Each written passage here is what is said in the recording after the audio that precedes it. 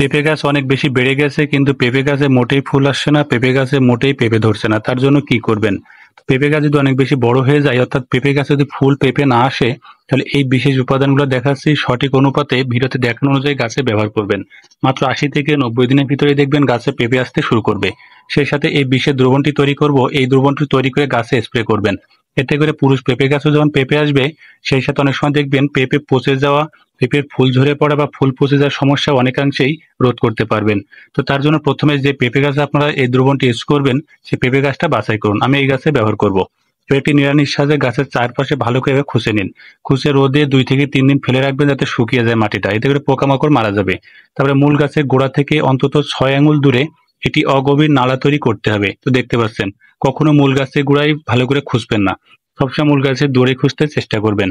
এবং মূল গাছের গোড়ার চারপাশে মাটি দিয়ে ঠিক এরকম একটা রিং শেপ এবং মূল গাছের গোড়াটা মাটির একটা কম্প্যাক্ট অবস্থা তৈরি করবেন। প্রথমে ব্যবহার করব ১০ গ্রাম পরিমাণে ইউরিয়া সার। ইউরিয়া সার দিলে গাছের সালোক সংশ্লেষণ বৃদ্ধি পায়, ফলে গাছের নতুন নতুন শিকড় ছাড়ে, গাছের পাতা অনেক বেশি সবুজ হয়।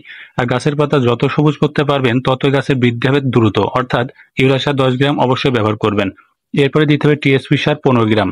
টিএসপি সার ব্যবহার করলে গাছের দ্রুত ফুল আসতে সাহায্য করে। পাশাপাশি যদি আপনার পেঁপে গাছে পেঁপে ধরে থাকে, টিএসপি সার দিলে দেখবেন পেঁপের আকার অনেক বেশি মোটা, ওজনে অনেক বেশি ভারী হবে। তাই অবশ্যই টিএসপি সার ব্যবহার করবেন। এবার থাকছে ডিএপি সার ১০ গ্রাম। ডিএপি সার দিলে পেঁপে গাছের গোড়া যে শিকড়গুলো থাকে এগুলো অনেক বেশি শক্ত হয়। তো দেখবেন পেঁপে গাছে গোড়া পচে যাওয়ার যে সমস্যা থাকে, এই সমস্যা মুক্তির জন্য ডিএপি সার অবশ্যই ইউজ করতে হবে। এরপরে থাকছে মিউরেট অফ পটাশ বা পটাশ সার ৭ থেকে ৮ গ্রাম। পটাশ সার ব্যবহার করলে গাছে দ্রুত শিকড় গজাতে সাহায্য করে। বিশেষ করে দেখবেন কয়েকটি পেঁপে ধরা পরে গাছ আর বৃদ্ধি হয় না। সেক্ষেত্রে যদি পটাশ সার ইউজ করে, নতুন করে আবার দেখবেন পেঁপে গাছে পেঁপে ধরতে শুরু করবে। এরপরে থাকছে জিঙ্ক সালফেট বা সালফার সার ৮ থেকে ১০ গ্রাম। জিঙ্ক সালফেট ব্যবহার করলে গাছে গোড়া পচার সমস্যা রোধ হয়।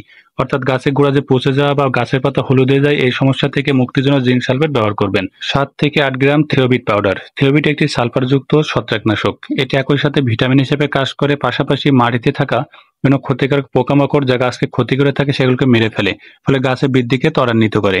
এরপরে থাকছে গোবর সার বা কম্পোস্ট সার পরিমাণ মতো। তো গরুর গোবর পচে যে কম্পোস্ট বা গোবর সার পাওয়া যায়, এটা ইচ্ছামতো ব্যবহার করার চেষ্টা করবেন। আপনার বিকল্প হিসেবে যে কোনো ভার্মি কম্পোস্ট বা সবুজ সার ব্যবহার করতে পারেন। এটি যত ব্যবহার করবেন ততই ভালো। তো প্রত্যেকটি উপাদান সঠিকভাবে দেওয়া হয়ে গেলে চারপাশে মাটি দিয়ে গাছের এই যে সারগুলা ভালোভাবে ঢেকে দিন। এভাবে ঢেকে দিলে গাছের এই সারগুলা দীর্ঘদিন কাজ করে, গাছ দীর্ঘদিন ধরে মাটি থেকে নিউট্রিয়েন্ট সংগ্রহ করতে পারে। তো প্রত্যেকটা হয়ে গেলে গাছের চারপাশে পর্যাপ্ত পরিমাণে পানি ব্যবহার করবেন। চেষ্টা করবেন মূল গাছের গোড়াটা একটু উঁচু রাখার, যাতে পানি না জমে। এখন দেখাবো পুরুষ পেঁপে গাছে কি বিশেষ দ্রবণ স্প্রে করলে পুরুষ পেঁপে গাছও প্রচুর পরিমাণে পেঁপে ধরাতে পারবেন, সেই সাথে ফুল পচাও বন্ধ হবে।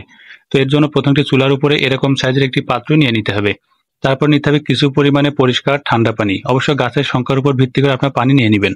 এরপর নিতে হবে অ্যান্টাসিড প্লাস ট্যাবলেট। যে কোনো মেডিসিনের দোকান থেকে অ্যান্টাসিড প্লাস ট্যাবলেট সংগ্রহ করবেন। এই অ্যান্টাসিড প্লাস ট্যাবলেট ব্যবহার করলে পুরুষ পেঁপে গাছও ফুল আসবে, পুরুষ পেঁপে গাছও প্রচুর পেঁপে ধরাতে পারবেন, গ্যারান্টি।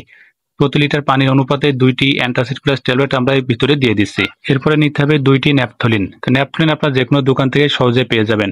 পেঁপে গাছে মাকড় পোকা, জাপ পোকা বা বিভিন্ন চোষক পোকার আক্রমণ হয়, যার কারণে ফুলগুলো ঝরে পড়ে, পেঁপে গাছে পেঁপেগুলো নষ্ট হয়। তো অবশ্যই ২টি ন্যাপথলিন ট্যাবলেট যদি ব্যবহার করতে পারেন, নিশ্চিতভাবেই এই সমস্যা থেকে রক্ষা পাবেন। ৪টা ট্যাবলেট একসাথে ভালো করে জাল দিবেন, মাঝে মাঝে নাড়াচাড়া করবেন। তারপর এটি এক জায়গায় নামিয়ে একটি জায়গায় রেখে দিতে হবে। এরপর নিতে হবে টেস্টিং সল্ট। যে কোনো টেস্টিং সল্ট আপনার মুদির দোকান থেকে নিতে পারবেন। টেস্টিং সল্ট ব্যবহার করলে ফুল পচা, জালি পচার সমস্যা কমে যায়। অনেক সময় দেখবেন পেঁপে গাছের গোড়া পচে যায়, তার জন্য টেস্টিং সল্ট আপনার গাছের গোড়ায় ব্যবহার করতে পারেন। প্রত্যেকটি উপাদান একসাথে মিশে একটি জায়গায় রেখে দিন। তারপরে আরেকটি ওয়ান টাইম গ্লাস নিয়ে নিতে হবে। তারপর নিতে হবে কিছু পরিমাণে ডিমের খোসা চূর্ণ। তো ডিম খাওয়ার পরে যে ডিমের খোসা ফেলে দেন, ফেলে না দিয়ে রোদে শুকিয়ে নেবেন। তারপর সেটা ভালো করে গুঁড়া গুঁড়া করে এর ভিতরে ব্যবহার করবেন। ডিমের খোসার ভিতরে প্রচুর পরিমাণে ম্যাক্রো মাইক্রো পুষ্টি উপাদান থাকে, গাছের জন্য খুবই উপযোগী। এরপরে থাকছে ভিনেগার। তো ভিনেগার ব্যবহার করতে হবে, তার কারণ হচ্ছে ডিমের খোসার ভিতরে যে ম্যাক্রো মাইক্রো পুষ্টি উপাদানগুলো থাকে সেগুলো বাইরে দ্রুত বেরিয়ে আসবে, ফলে অবশ্যই ভিনেগার ইউজ করবেন। ২ থেকে ৩ চামচ এর ভিতরে দিয়ে একটু নাড়াচাড়া করলে দেখবেন একটা বুদবুদ আকৃতি বের হবে। এখন এর ভিতরে পূর্ববর্তী যে দ্রবণটা আমরা তৈরি করেছিলাম ভিতরে ঢেলে ফেলুন। একটু চামচের সাহায্যে ভালো করে নাড়াচাড়া করে দ্রবণটি সুন্দর করে মিশিয়ে ফেলুন। দ্রবণটি ব্যবহার করার জন্য মোটামুটি প্রস্তুত। এখন যে কোনো একটি মগ নিয়ে নিতে হবে। তো এই মগের ভিতরে কিছু পরিমাণে ঠান্ডা পানি নেবেন। এটা নির্ভর করবে আপনার গাছের সংখ্যার উপরে ভিত্তি করে। তো এরপরে এই একটি ছাঁকুনির সাহায্যে এই দ্রবণটি সুন্দর করে ছেঁকে নিন। ছেঁকে নেওয়া হয়ে গেলে এর ভিতরে আরো কিছু পরিমাণে পানি অ্যাড করতে পারেন।